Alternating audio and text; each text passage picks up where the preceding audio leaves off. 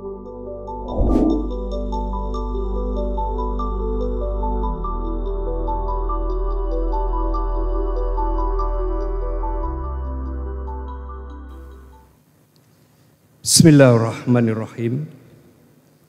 Hadil kiram, para alim, para ulama, wabil khusus Al-Mukarramun Syekh Abdul Syalam Rosyidi Panji Gumilang Sos MP beserta dengan Ibu, Pak Rektor, dan juga narasumber yang lain, hadirin wal hadirat rahimakumullah.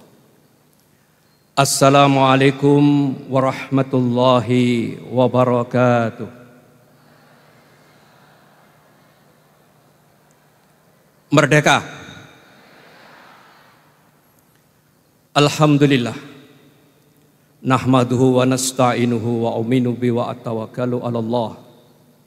Wa asyhadu an la ilaha illallah wahdahu la syarikalah wa asyhadu anna Muhammadan abduhu wa rasuluh la nabiyya ba'da. Amma ba'd.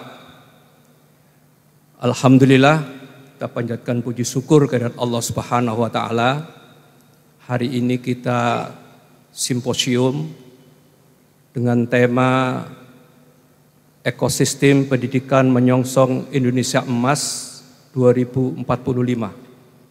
Mudah-mudahan simposium ini mendapatkan ridha dari Allah Subhanahu wa taala, diberkahi oleh Allah Subhanahu wa taala, dan menjadi ilman nafi'an bagi kita semuanya. Amin, Allahumma amin. Mungkin tolong slide-nya bisa disampaikan. Jadi ini temanya tentang refleksi pada mata rantai Global Islamic Boarding School di Indonesia. Tapi sasarannya lebih kepada Ma'had Al-Zaitun.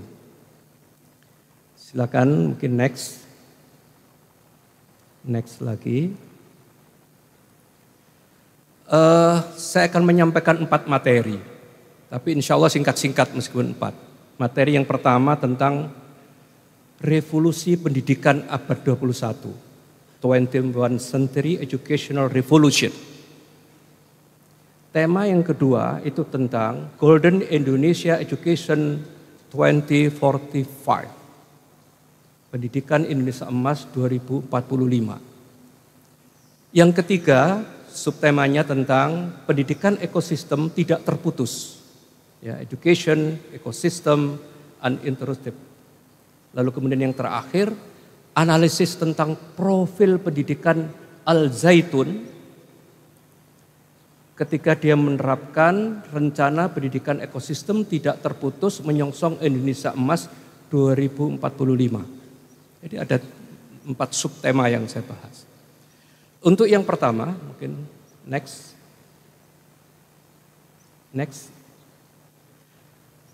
Kita sekarang memasuki revolusi pendidikan abad 21. Kita mengetahui itu ada mulai sejak tahun 2011 di Jerman, itu muncul embrio tentang Industri Revolution 4.0. Ada perubahan paradigma. Dulu pendidikan itu hanya namanya 3R. Reading, writing, and arithmetic. Tapi literasi ini kemudian berubah setelah revolusi industri.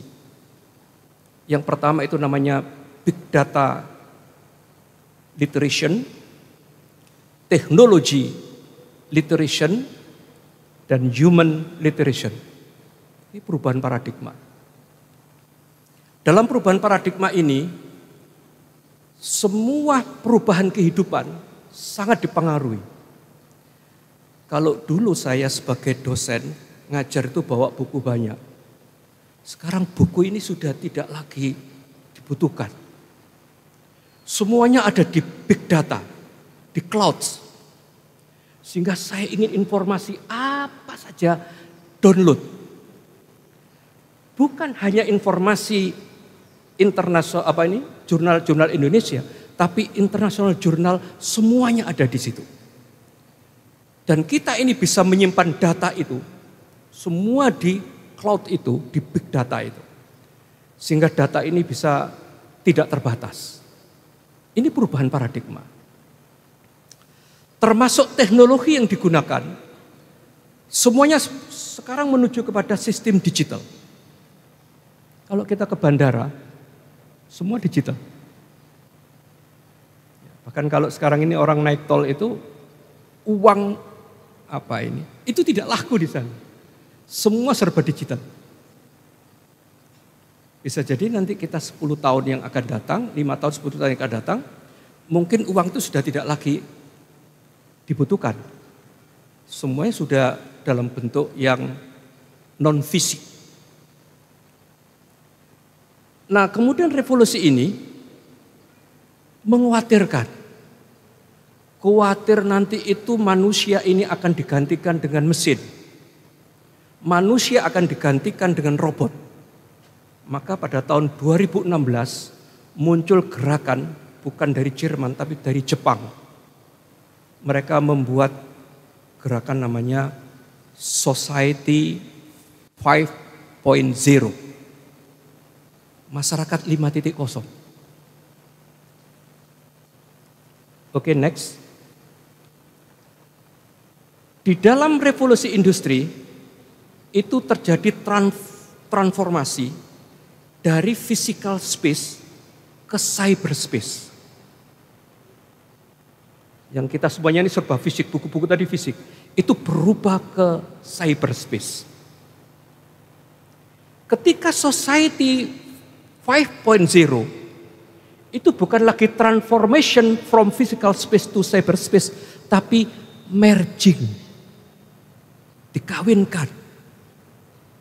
Karena Jepang tidak menginginkan robot dan mesin akan menjadi pengganti, maka perlu unsur manusia. Maka kemudian itu merging between physical space and cyberspace. 2021 muncul lagi revolusi yang ketiga. Namanya Web 5.0. Dari Web 3.0 ke Web 5.0. Yaitu mulai digunakan lebih cenderung kepada cyber, dunia maya. Kalau yang sekarang kita ini dunia fisik. Dunia maya itu metafisik, jadi dibalik ini semua. Itu terjadi, ada 3 revolusi. Industrial Revolution 4.0, Society 5.0, dan Web 5.0. Oke, next, mungkin bisa dihitungkan. Lebih cepat. Nah, apa yang terjadi ketika revolusi industri 4.0 dan society 5.0? Itu terjadi bahwa semuanya serba internet. Yang disebut internet for everything. Semua serba internet. Lalu menggunakan artificial intelligence, kecerdasan buatan. Ada big data, ada digitalisasi, ada robot to improve the quality of human life. Robot untuk memperbaiki kualitas hidup manusia. Ini yang terjadi revolusi ini. Dan kita tidak bisa menolak. Karena ini sudah terjadi. Kita sudah masuk ke dimensi ini. Oke, next lagi. Oke, next.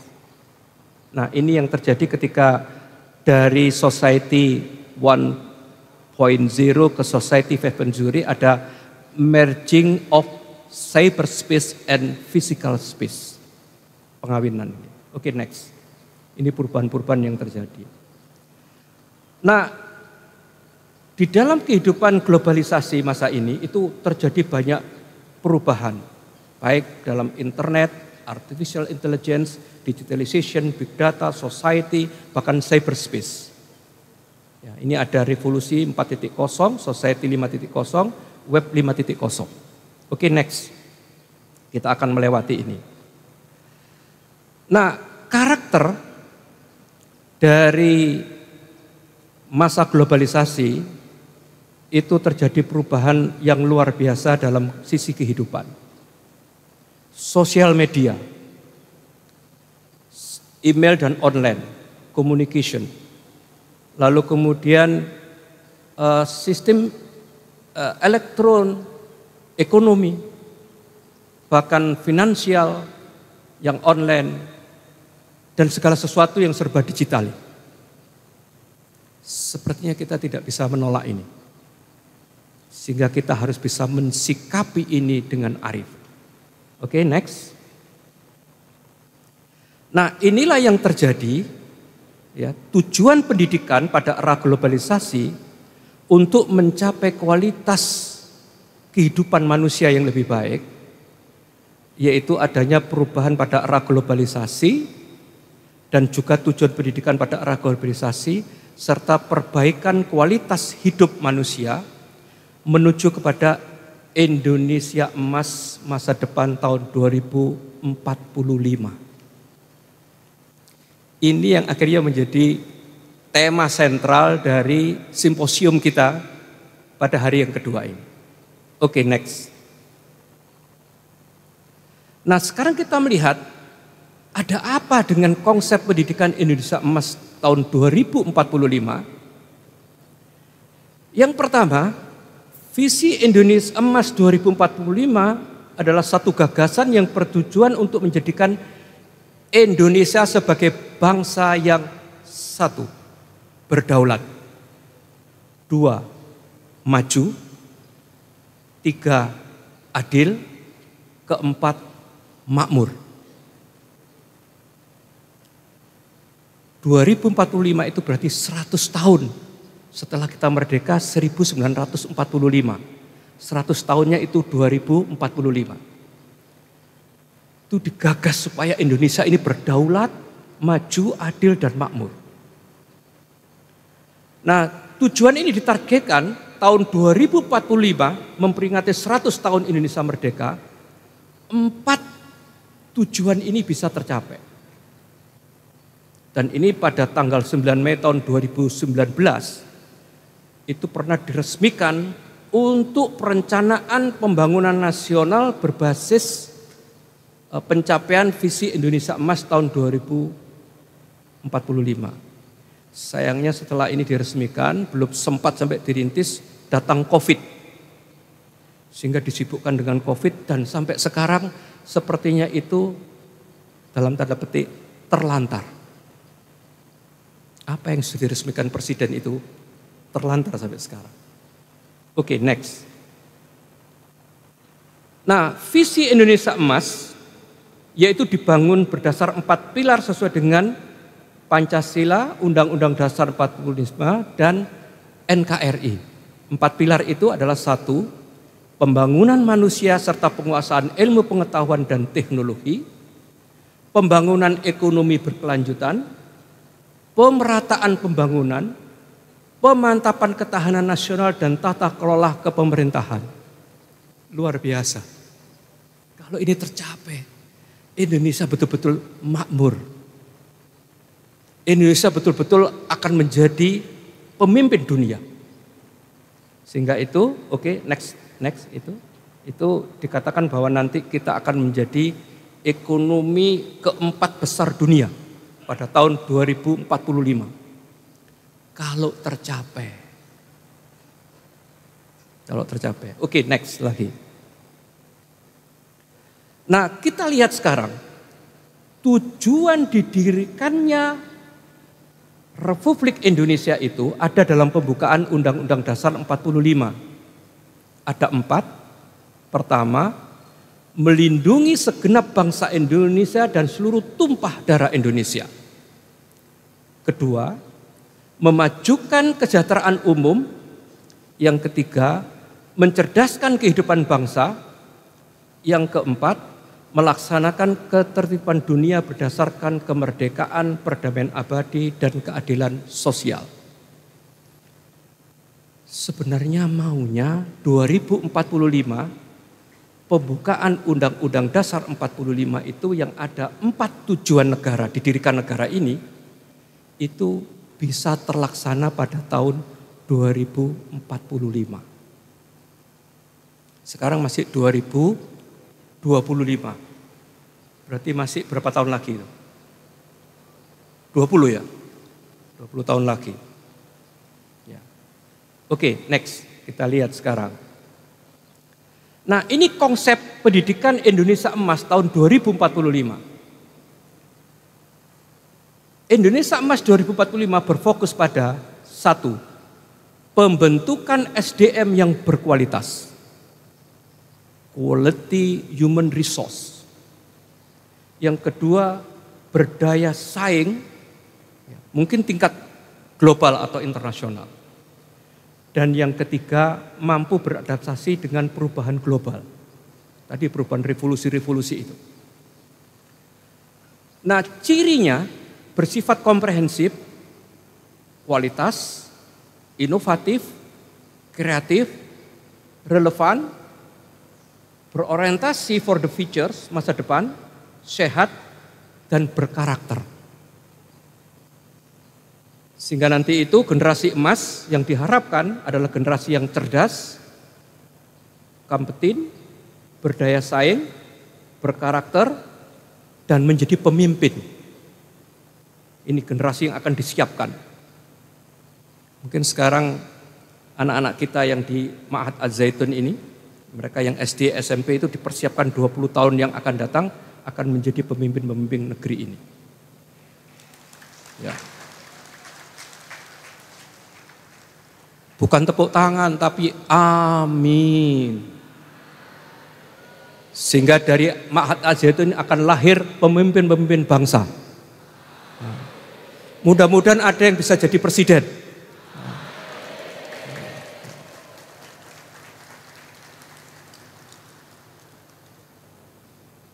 Ya, itu namanya nanti menjadi al-waladus soleh. Yang bisa menjunjung orang tua, menjunjung alma mater, Ma'had Az-Zaitun, dan juga bisa menjunjung dalam kehidupan negeri ini. Oke, next. Kita lihat sekarang. Ini masih konsep pendidikan Indonesia Emas. Nah, sekarang tentang pendidikan ekosistem tidak terputus. Konsep pendidikan ekosistem tidak terputus itu mengacu kepada pandangan proses belajar dan mengajar sebagai sistemik yang dia itu interkorelated, interdependensi, pokoknya serba terkait lah, connected, tidak terpisahkan. Ya, sama dengan ekosistem kehidupan, siklus kehidupan. Ya, namanya ekosistem. Seperti itu. Nah, apa saja elemennya? Mulai dari peserta didik, siswanya, para asatidnya, ustadz-ustadzanya di sini, keluarganya, masyarakatnya, sumber dayanya, semua berinteraksi secara dinamis dan harmonis. Tadi kita kan menyanyikan lagu Indonesia Raya. Saya merasakan luar biasa. Ada Indonesia Raya, ada yang Indonesia Raya 5 stansa. Bukan. Oh, 3 stansa. Ya.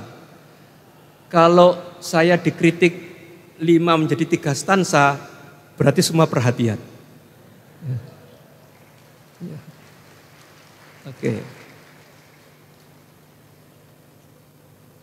Ada dirijen yang dia dan semua suara di sini harmoni. Tidak ada suara yang berbeda.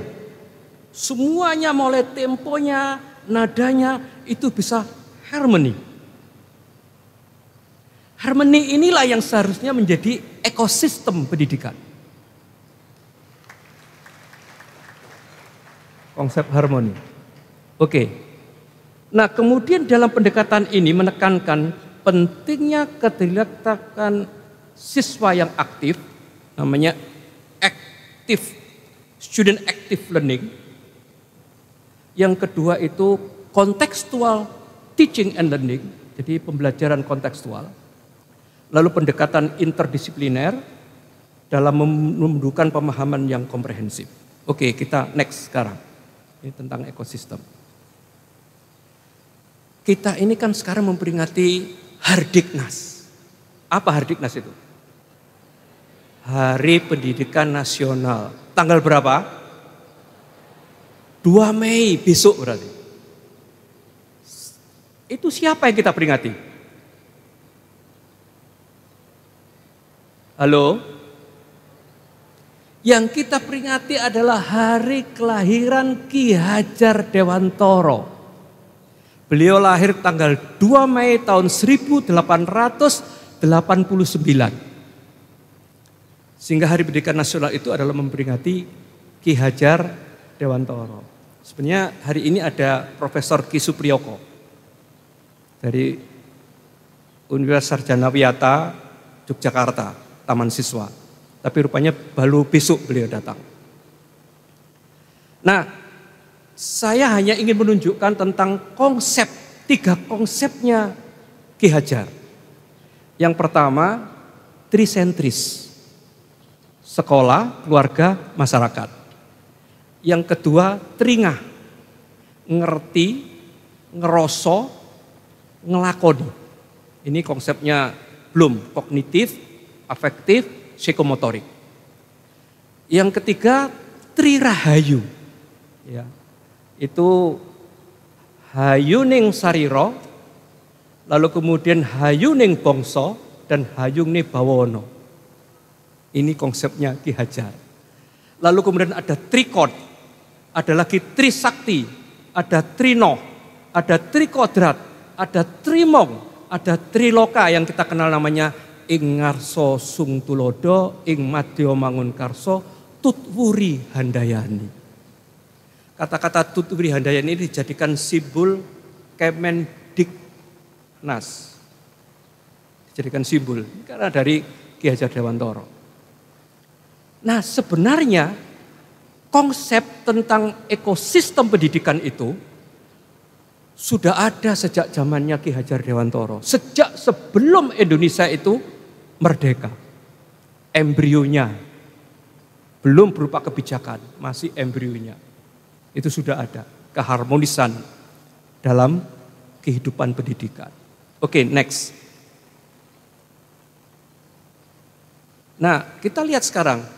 Landasan kebijakan pendidikan ekosistem tidak terputus di Indonesia itu ada di Undang-Undang Nomor 20 Tahun 2003. Pada pasal 4 disebutkan pendidikan diselenggarakan dengan memberdayakan semua komponen masyarakat melalui peran serta dalam penyelenggaraan dan pengendalian mutu layanan pendidikan. Peran keluarga dan lingkungan atau komunitas masyarakat sangat penting dalam membangun sebuah ekosistem pendidikan yang baik. Jadi ini sudah ada dasar kebijakannya. Sehingga kalau Mahat Al-Zaitun punya gagasan mau melaksanakan ekosistem pendidikan menuju Indonesia Emas tahun 2045 itu sangat legal. Ada landasan juridisnya. Oke, kita next lagi, mungkin kita percepat. Ada beberapa strategi untuk mengimplementasikan pendidikan ekosistem tidak terputus. Yang pertama adalah penguatan pelaku pendidikan dan kebudayaan. Yang kedua peningkatan mutu dan akses. Dan yang ketiga pengembangan keefektifan birokrasi.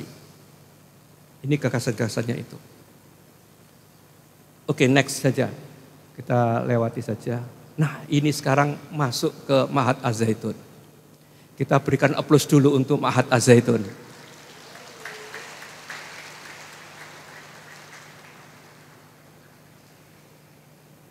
Analisis profil Mahat Al-Zaitun sebagai pusat ekosistem pendidikan tidak terputus. Ini kesan saya yang pertama ketika memasuki Mahat Al-Zaitun ini, saya teringat waktu masuk ke Hagia Sophia di Turki, di Istanbul. Begitu masuk lantainya 6, terus lihat kubahnya, persis seperti Kuba di Hagia Sophia. Ya.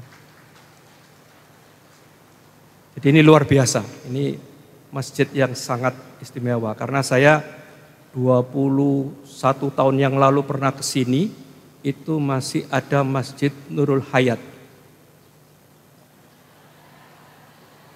Al-Hayat. Apa namanya masjidnya? Oh ya. Yes. Terima kasih sudah dibetulkan, dikoreksi ya. Al-insan makhlul khoto'i wa nisyan. Manusia itu tidak lepas dari salah dan khilaf. Oke. Kita lihat sekarang bagaimana analisis tentang profil Ma'had Az-Zaitun dalam ekosistem pendidikan. Oke, next.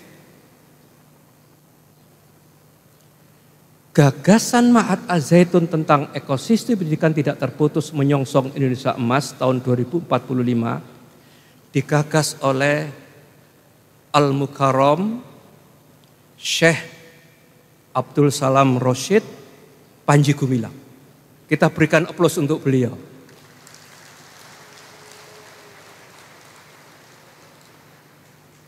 Berdasarkan ini, saat saya diwawancarai oleh Ustadz Handi, saya punya satu kesimpulan bahwa Syekh Panji Gumilang itu adalah avant-garde, pelopor, dan selalu visioner, pandangannya ke depan. Sehingga saya melihat masih belum ada tokoh ma'had yang sekaliber beliau. Sehingga saya punya statement bahwa Syekh Panji Gumilang adalah sang pembaharu pendidikan abad 21.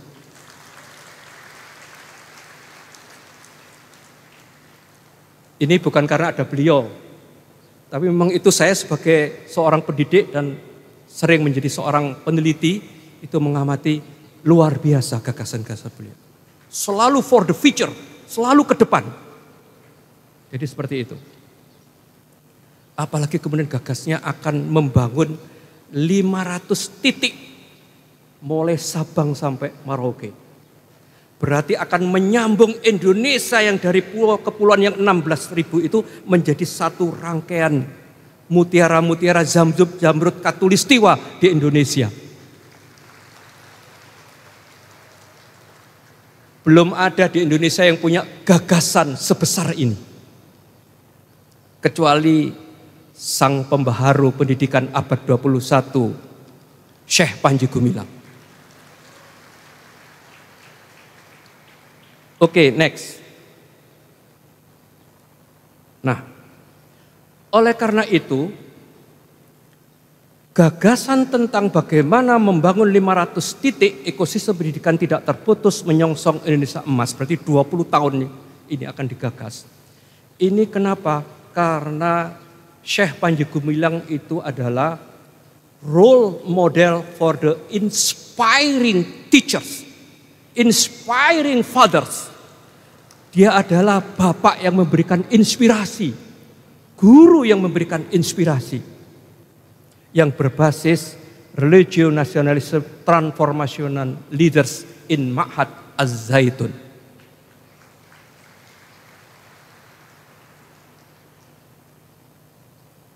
Saya itu pernah membimbing mahasiswa doktor, disertasinya itu judulnya sederhana. Kiai Nasab dan Kiai Nasib pada pondok pesantren tradisional studi kasus di Jawa Timur. Apa itu? Kiai Nasib itu ternyata dalam disertasi itu, bimbingan saya ini, orang itu tidak punya nasab kiai, tapi nasibnya baik jadi kiai. Tapi ada orang itu punya nasab baik, nasabnya baik, lalu dia menjadi kiai.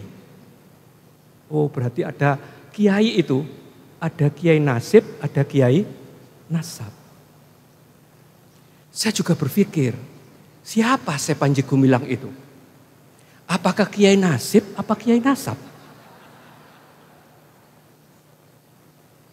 Ternyata beliau ini adalah cucu Kiai Fakih Mas Kumambah, pendiri Nahdlatul Ulama. Sehingga kalau Syekh Panji Gumilang kemudian menjadi tokoh keulamaan, ulama yang intelektual yang ulama, itu pantas karena nasabnya nasab kiai.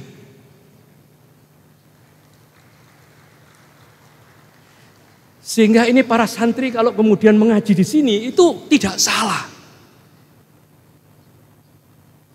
di pesantren ini, karena ini keturunan kiai besar, Syekh Panji Gumilang.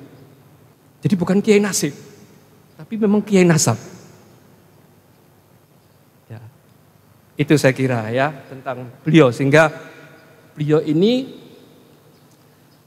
teori manajemen, saya kebetulan profesor saya di bidang manajemen pendidikan, kepimpinan dan kebijakan. Manajemen itu ada dua. Ada manajer, ada leader. Manajer itu memanage. Kalau leader itu influence, mempengaruhi orang. Manajer itu position, jabatan. Saya pernah menjabat sebagai direktur pasca sarjana. Sangat berkuasa, punya otoritas. Pada saat jabatan saya sudah 2 periode, lalu kemudian tidak bisa periode yang ketiga, maka seluruh kewenangan saya hilang, diberikan kepada direktur yang baru. Sehingga manajer itu hanya terbatas pada jabatan.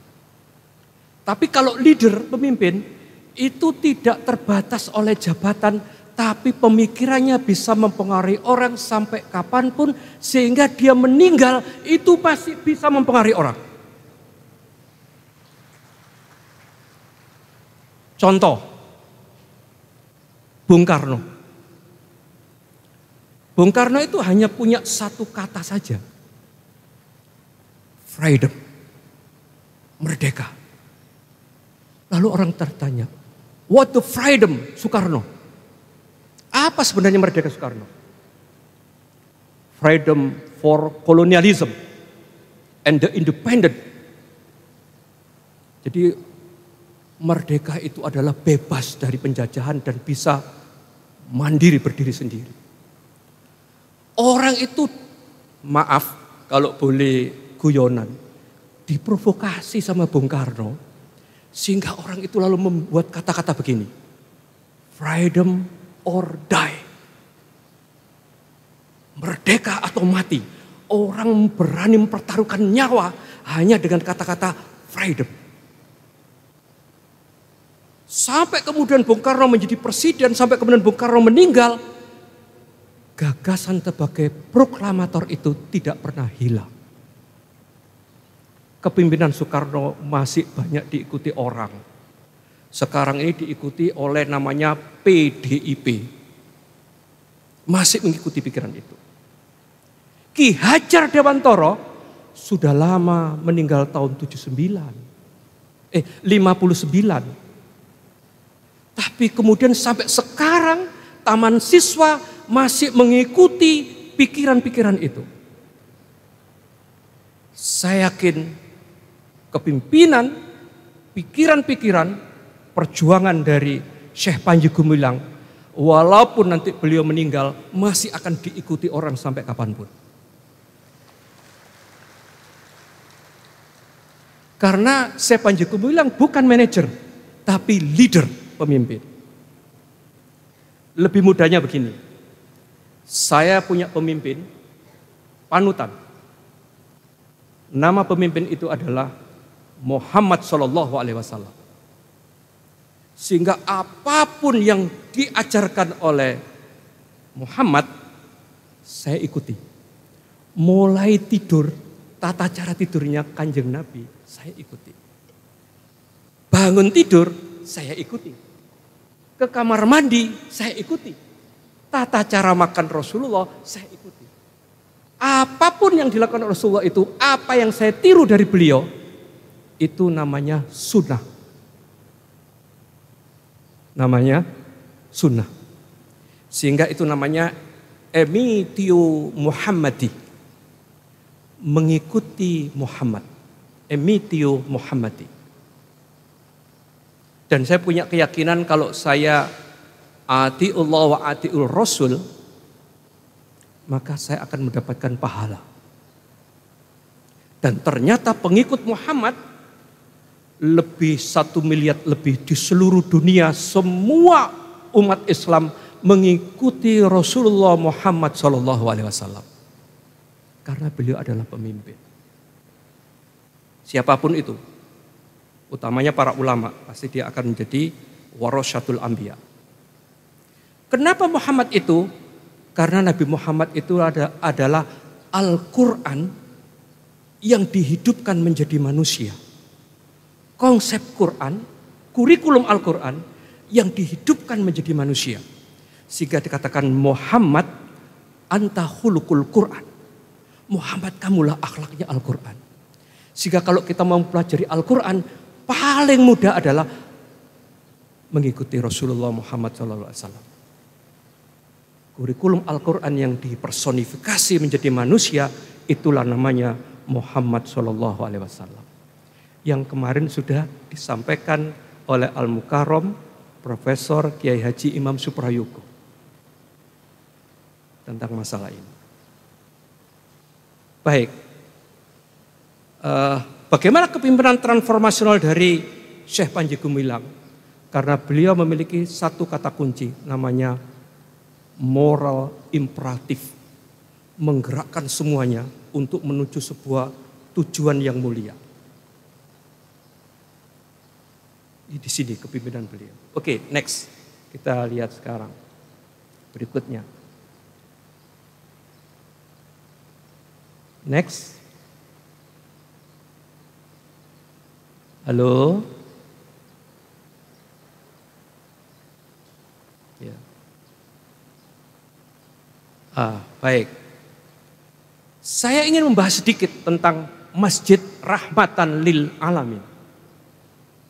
Konsep, ini sebuah konsep. Karena dalam Al-Quran, surat Al-Anbiya, ayat 107 dikatakan, wa ma arsalnaka illa rahmatan lil alamin. Tidaklah kami mengutus engkau, wahai Rasulullah Muhammad, melainkan sebagai rahmat bagi seluruh alam. Sehingga masjid ini, masjid yang akan memberikan rahmat kepada seluruh alam semesta.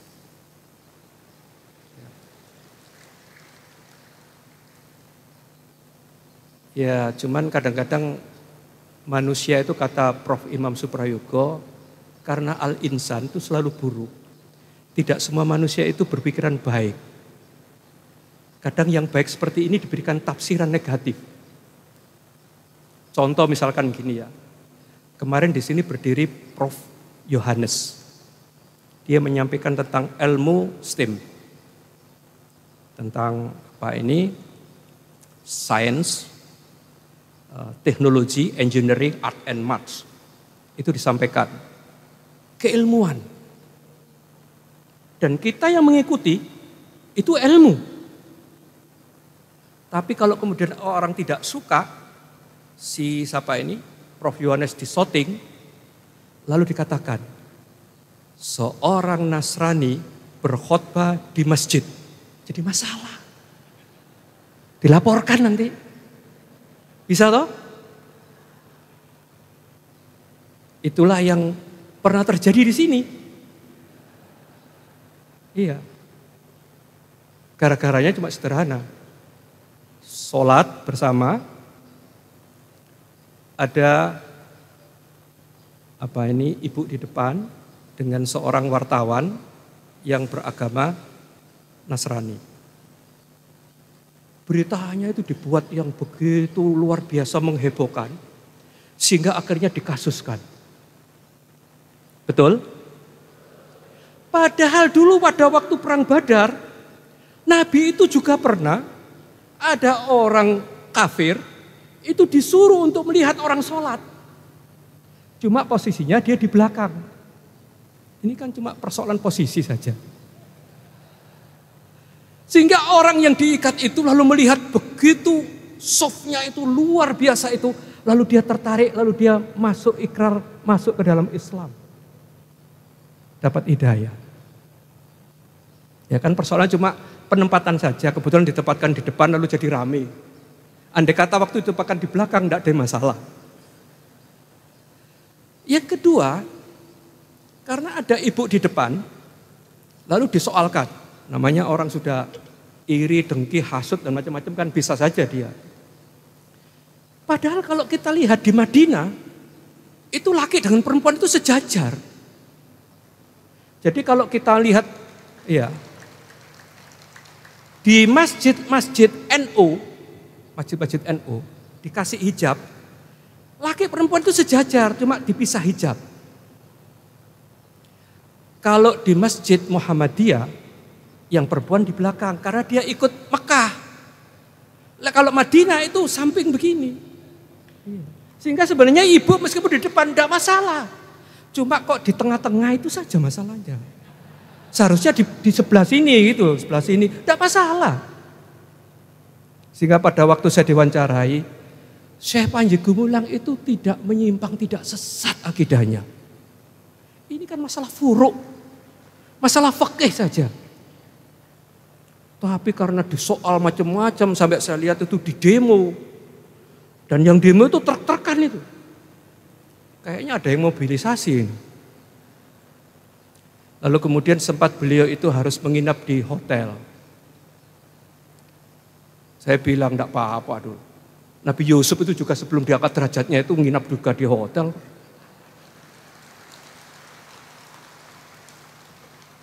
Itu mau diangkat derajatnya. Mungkin diberi ujian dulu seperti itu. Sehingga kita positive thinking saja. Selalu husnudon. Jadi begitu. Kenapa begitu? Karena saya lihat di Az-Zaituni di Ma'had itu Syekh Panji yang kelahiran 30 Juli tahun 1946 ini, beliau sudah 79 tahun sekarang. Saya tadi itu bilang, rahasianya apa ya? Jenengan kok masih semangat, gagah, berapi-api. Ya. Kok seperti Bung Karno kalau pidato. Rahasianya apa itu? Dengan usia 79. Ya ternyata beliau punya inner power. Punya inner motivation. Bahwa hidup itu harus bermakna. Dan bisa menjadi menulis sejarah kebaikan untuk kehidupan. Yang tadi namanya rahmatan lil alamin. Konsep beliau itu ada 3 merdeka. Merdeka ruh, merdeka pikir, merdeka ilmu. Betul? Ada lagi 3 global. Global thinking, global setting, global solidarity. Berarti beliau itu visioner. Ini konsep di sini. Yang ketiga, 3 alam. 3 alam itu adalah at-takaful al-alami, al-tafkir al-alami, al-wado al-alami. Betul begitu? Pemikiran-pemikiran dan ide dari Syekh Panji Gumilang inilah yang nanti tidak akan pernah berhenti, akan diikuti terus oleh generasinya dari generasi ke generasi. Sehingga walaupun nanti Syekh Panji Gumilang sudah dipanggil oleh Allah, tapi Syekh Panji Gumilang akan tetap hidup selamanya diikuti oleh para pengikutnya. Ya. Inilah yang tentang menarik sekali karena Masjid Rahmatan lil Alamin itu di seluruh dunia itu hanya ada di sini di Indramayu. Saya belum menemukan masjid yang namanya Rahmatan lil Alamin kecuali di sini. Dan mudah-mudahan memang masjid ini akan membawa rahmatan lil alamin. Amin. Allahumma amin. Oke, next. Ini sudah mau habis. Nah, saya lihat visinya. Al-Zaitun adalah pusat pendidikan pengembangan budaya toleransi, perdamaian, masyarakat yang sehat, cerdas dan manusiawi. Luar biasa visi ini. Yang kedua arah dan tujuannya mempersiapkan peserta didik untuk berakidah yang kokoh, terhadap Allah dan syariatnya, menyatu di dalam tauhid, akhlakul karimah, berilmu pengetahuan yang luas, berketerampilan yang tinggi, yang tersimpul dalam basyaton fil ilmi wal jisim, sehingga sanggup, siap dan mampu untuk hidup secara dinamis di lingkungan negara, berbangsa dan masyarakat antar bangsa dengan penuh kesejahteraan serta kebahagiaan duniawi dan ukhrawi.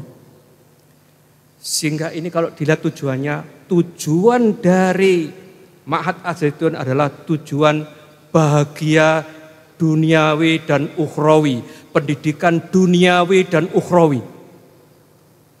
Kan selama ini pendidikan itu hanya berhenti di dunia saja. Tapi di sini ini sampai ke ukhrawinya. Itulah yang kemudian kita berdoa, Rabbana atina fid dunya hasanah wa fil akhirati hasanah wa qina adzabannar. Ini luar biasa. Oke, next lagi. Nah, ini visi. Ini visi ya. Dan orientasi pengembangan lulusan. Ini milestone Ma'had Az-Zaitun menuju Indonesia Emas. Yang kuning-kuning itu adalah masukan dari saya. Ini sudah ada di Ma'had. Tentang masalah ini, orientasi pengembangan lulusan, tapi itu yang kuning-kuning itu tambahan dari saya untuk penyempurnaan. Ya, yang itu sesuai dengan visi dan misi serta tujuan Ma'had Az-Zaitun. Mungkin tidak perlu saya bacakan, tapi yang jelas ini semuanya cukup bagus dan sesuai dengan visi misinya. Oke, next. Nah, ini rupanya yang akan menuju ke 2045 Indonesia Emas. Ada yang ingin saya sampaikan pada gagasan ini. Bahwa di dalam mengelola lembaga pendidikan, itu ada dua. Yang pertama namanya tangible, yang kedua intangible. Yang tangible itu manajemen yang tampak. Saya tadi turun dari bis, itu disambut dengan para murid atau santri di sini, mereka berbaris. Ditata sedemikian rupa. Ya, dengan penghormatan. Itulah manajemen yang tampak. Tetapi kemudian mereka itu mau seperti itu, berdiri menunggu tamu, sehingga itu dengan hormat. Itu karena mereka sudah terbentuk secara intangible. Apa yang intangible itu? Values, ideology, filosofi, and religiosity. Nilai, filsafat, ideologi, dan keagamaan.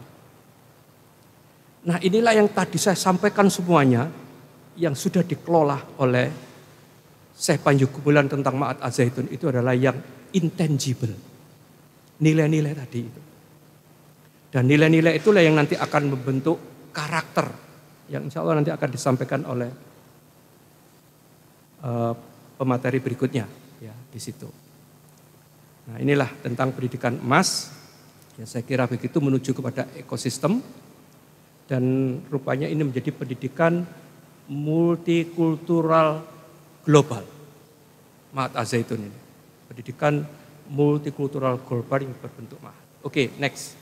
Ini sudah mungkin berakhir. Nah, ini kira-kira saya mereka-reka. Mereka-reka itu bahasa Indonesianya apa ya? Ngereko-ngereko itu apa itu? Kalau orang Jawa itu bilang ngereko-ngereko itu prediction, memprediksi. Makanya mereka kurikulum ekosistem Ma'had Az-Zaitun. Kalau visinya tadi ada 7, pendidikan, kebudayaan, toleransi, perdamaian, kesehatan, kecerdasan, dan kemanusiaan. Lalu kemudian ada konsep semboyannya Tri Merdeka, Tri Global, dan Tri Alam. Dan itu semua dilandasi dengan Pancasila, Undang-Undang 45, dan NKRI. Serta nanti ada kurikulum nasional, ada kurikulum Ma'had, khasnya Ma'had, kurikulum internasional, program enrichment bahasa asing, pengayaan bahasa asing, saya yakin di sini pasti siswanya bahasanya bagus. Kenapa itu? Karena Syekh Panji Gumilang adalah alumni Gontor. Itu adalah Ma'had Lughoh, pesantren bahasa. Sehingga di sana semua alumninya pasti pintar bahasa Inggris, pintar bahasa Arab. Ngajarnya juga pakai bahasa Inggris dan pakai bahasa Arab. Sehingga itu ada pengayaan bahasa asing. Insya Allah di Ma'had ini akan dilakukan seperti model Gontor. Dan Gontor sendiri juga nasabnya dari Kiai Kasan Beskari, ya ulama besar. Gurunya Kiai Ngabai Ronggowarsito.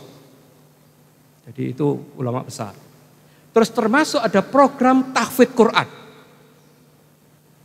Lalu ada program olahraga dan seni, ada sains teknologi, ada program kepimpinan, manajemen skill dan karakter, serta ada program peribadatan dan kerohanian. Dan itu semua 9 ini menjadi konsep kurikulum yang utuh.